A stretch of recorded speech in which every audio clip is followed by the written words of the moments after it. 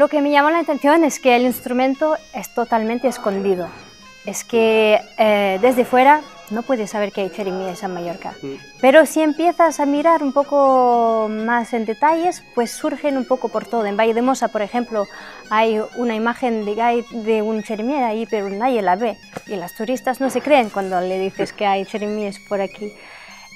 Y descubrí que este mundo estaba totalmente separado del mundo oficial, del mundo que está enseñando al resto del mundo, que es más del interior, como la vida del pueblo, las fiestas de pueblo, no hay turistas ahí, pues las chirimies es igual, hace parte de este mundo mallorquín y es un símbolo de la mallorquinidad de la gente.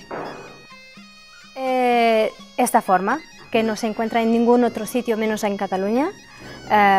Y también el hecho, bueno, esto sí que hay en otros países, pero es un instrumento con mucha función aquí en Mallorca. Se toca para fiestas del pueblo y para un instrumento también de protocolo y casi nunca se escucha fuera de estos ámbitos. Ya en el siglo XIV ya hay evidencia que había gaitas en Mallorca en el Corte Real, pero la gaita tenía una forma un poco como una gaita gallega, no tenía la morfología de los chirimíes de hoy en día.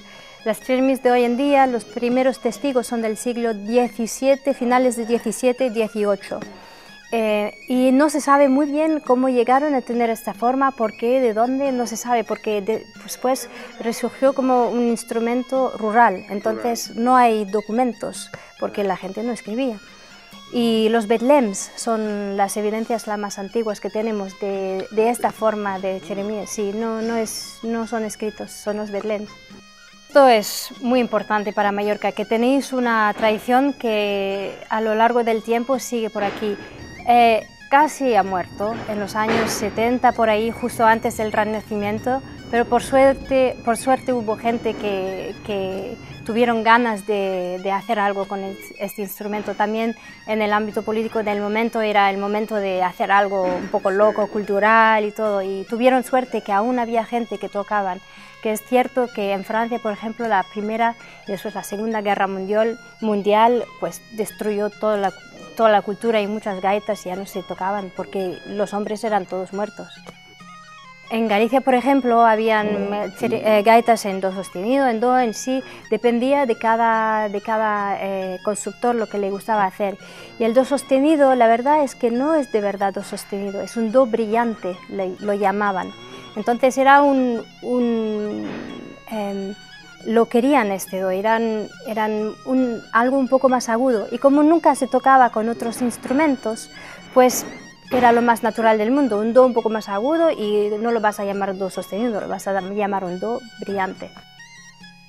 Hay desde la India hasta Irlanda y hay más de 130, entre 130 y 150 gaitas que están, bueno, y la mayor parte están tocadas aún hoy en día. Y cada región tiene su variedad y es un poco como un idioma. Se habla italiano aquí, catalán aquí o mallorquí, habla gallego en Galicia, pero son todas lenguas romanas con esta misma origen. Pues es un poco la misma cosa lo que pasa con la gaita, es un instrumento que está en toda Europa. Tú piensas en cualquier país, ahí hay una gaita o diferentes tipos de gaitas o había. Y es un instrumento de vago, las chirimies, porque no hace falta soplar siempre, es mucho más fácil hacer un sonido continuo con roncones, con este saco que te hace los pulmones en vez de tú soplar en el instrumento. Y la historia la más famosa es de hace 2000 años, que es el testigo el más seguro que tenemos de chirimíes, es el emperador Nero en Italia, que tocaba dos flautas así y tenía que hacer el soplo continuo con las mejillas, pero tenía mucho miedo de tener esto de rojo, ¿sabes?, con las venas. Y entonces la gente puso un saco sobre sus flautas y entonces se convirtió en un gaitero, en un chirimier.